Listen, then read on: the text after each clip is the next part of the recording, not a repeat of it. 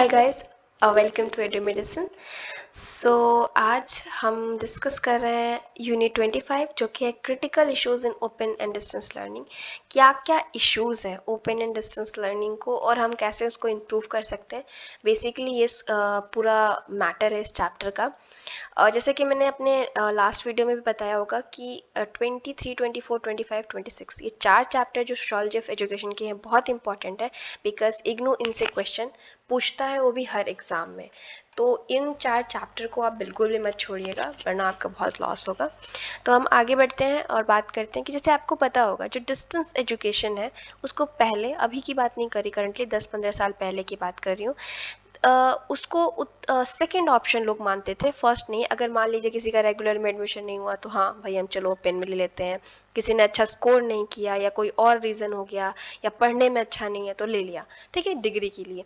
But अब ये situation नहीं रह गया है, अब ये अपने आप में एक बहुत ही पॉपुलर इंस्टीट्यूशन बन गया ओपन डिस्टेंस लर्निंग। उसके बहुत सारे रीज़न है और मुझे तो लगता है जो पैंडेमिक है, कोविड है, उसके बाद ये और ज़्यादा फेमस हो जाएगा, बिकॉज कोविड ने कहीं ना कहीं हम लोगों को बाहर निकलने का जो सिचुएशन है, चाहे ये घर पे पढ़ने वाला जो सिचुएशन है, होम स्कूलिंग या होम कॉलेज या होम डिग्री एंड ऑल जो भी होते हैं, उनका फैशन या ट्रेंड इंक्रीज कर देगा। और बाहर की कंट्रीज़ में तो ये कॉमन है, बट हमारी कंट्री में स्टिल अभी डेवलप हो रहा है, ठीक है।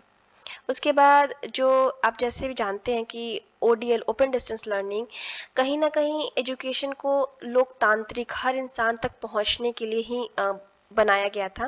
रीज़न ये था कि जो ट्रेडिशनल एजुकेशन है या कन्वेंशनल जो एजुकेशन है या रेगुलर कॉलेज, तीनों बात एक ही है, वो वहाँ पे ना इतने टीचर हैं ना इतना इंफ्रास्ट्रक्चर है कि इतने सारे लोगों का एडमिशन हो सके। और हमारा देश आप जानते हैं, हमारा क्या, हर देश को आप ले लीजिए जहाँ पॉपुलेशन ज़्यादा है नॉल, वहाँ पे पढ़ने वाले तो बहुत ज़्यादा हो गए हैं आज के समय में, लेकिन इतने ना टीचर अवेलेबल है ना इतना पढ़ाने की जगह अवेलेबल है रेगुलर कॉलेजेस में। रेगुलर में आपको डेली कॉलेज जाना होता है, डेली आपको टीचर आके पढ़ाएगा, तो वो बहुत ही बड़ा सिस्टम हो जाता है, जिसको कहीं ना कहीं ODL सॉल्व कर रहा है, क्योंकि ODL में ना डेली कॉलेज वाला सिस्टम है ना डेली लेक्चरार की ज़रूरत है, ठीक है। उसके बाद अगर हम बात करें कि जैसे जैसे नेशन डेवलप होता गया, प्रोग्रेस होता गया कोई भी देश में, वैसे वैसे ODL का जो पोटेंशियल है उसको बढ़ाने की या कहीं ना कहीं लोगों को अपॉर्चुनिटी देने की बात आई। इसको आप ऐसे समझ सकते हैं कि देखिए ओपन डिस्टेंस एजुकेशन जो है, अभी हम जिस समय में जी रहे हैं वहाँ पे पढ़ाई करना बहुत ज़रूरी है। हर कोई कहता है पढ़ लो वरना नौकरी नहीं मिलेगी, ठीक है। तो आप ये तो जानते हैं कि इस समय की सबसे बड़ी नीड है कि हम पढ़े लिखे हों, जागरूक हों सोसाइटी के बारे में नॉल। लेकिन अगेन फिर वही कन्वेंशनल या ओपन जो यूनिवर्सिटीज़ है उनमें इतना ना जगह है, उनके पास छोटा सा कॉलेज है, कुछ टीचर्स हैं, तो वो सबकी तो एडमिशन करा नहीं सकते। लेकिन ये इशू आपको ओपन डिस्टेंस में नहीं मिलेगी, इग्नू में जितने भी चाहें एडमिशन करा सकते हैं, ठीक है। कोई रूल नहीं है कितना ही होनी चाहिए, ना आप इसमें कोई आपको एंट्रेंस देने की ज़रूरत है, ना कोई अटेंडेंस की ज़रूरत है, बस आप पढ़ने में अच्छे होने चाहिए, आप पढ़ के अच्छा स्कोर कर ले एग्ज़ाम में, वही आपसे एक्सपेक्ट किया जाता है, ठीक है। तो जो इश्यूज़ ट्रेडिशनल या ओपन मतलब नॉन ओपन या रेगुलर कॉलेजेस में इश्यूज़ थी, उसको कहीं ना कहीं ये सॉल्व कर रहा है ओपन डिस्टेंस लर्निंग। जैसा कि गवर्नमेंट को भी रियलाइज़ हो गया है कि ओपन डिस्टेंस एजुकेशन कितना ज़रूरी है, तो स्टेट भी, चाहे गवर्नमेंट भी, मतलब स्टेट लेवल पे, गवर्नमेंट लेवल पे, हर जगह पे बहुत सारी पॉलिसीज़ बनाई जा रही हैं कि ओपन डिस्टेंस एजुकेशन को थोड़ा बढ़ावा मिल सके।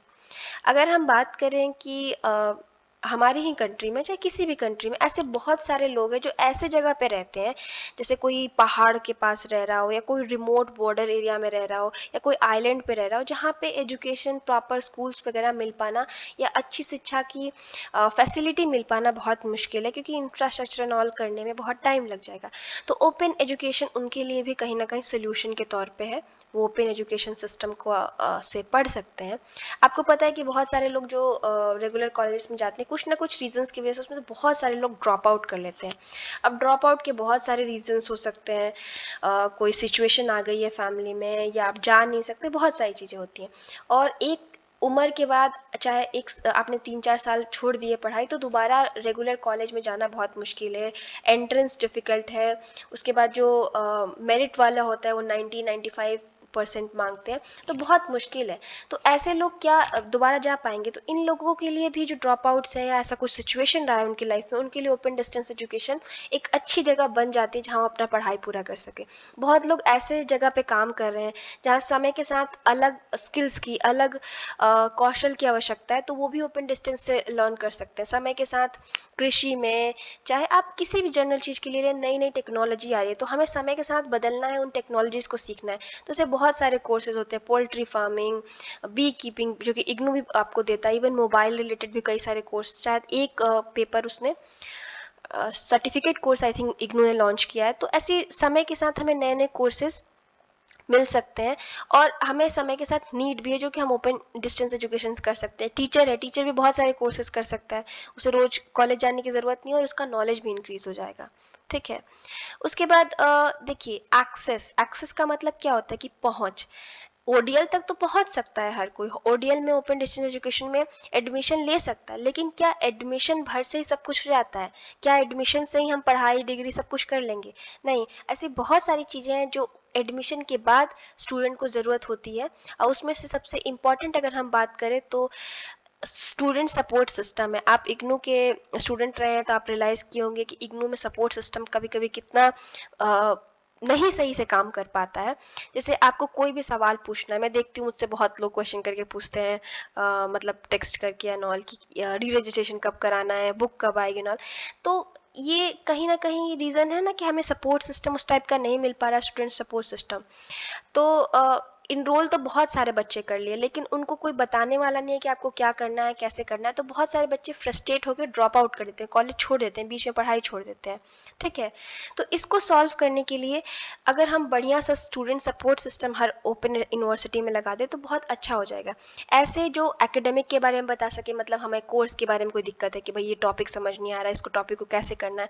कुछ नॉन एकेडमिक काउंसलर्स जो हमें ये बताएं कि री रजिस्ट्रेशन कब होता है, कैसे होता है, क्यों होता है, कोर्सेज किस तरीके से लेनी चाहिए, सब।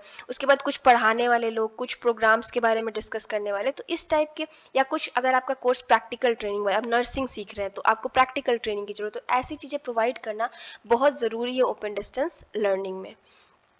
उसकी वजह दूसरी इशू आती है, वो होती है रेलिवेंट प्रोग्राम्स की। आप देख रहे हैं कि जैसे हमने इतना डिस्कस किया कि टेक्नोलॉजी बढ़ रही है, टेक्नोलॉजी के साथ नीड बढ़ रही है, तो केवल जर्नल कोर्सेज बीए करा दिया, एमए करा दिया, उससे नहीं होगा। हमें समय के साथ जो नए चीज़ों की रिक्वायरमेंट है, या समय के साथ नए नए कोर्सेज की ज़रूरत है हमें सीखने की, वो ज़रूरी है जो ओपन डिस्टेंस हमें ऑफर कर सकता है। लाइक एड्स के बारे में हमारी बढ़ा सके, इलिटरेसी क्यों बढ़ रहा है, रूरल डेवलपमेंट कैसे कर सकते हैं, विमेन एम्पावरमेंट कैसे कर सकते हैं, इन सब में सारी डिग्री सर्टिफिकेट्स प्रोवाइड करें हमें।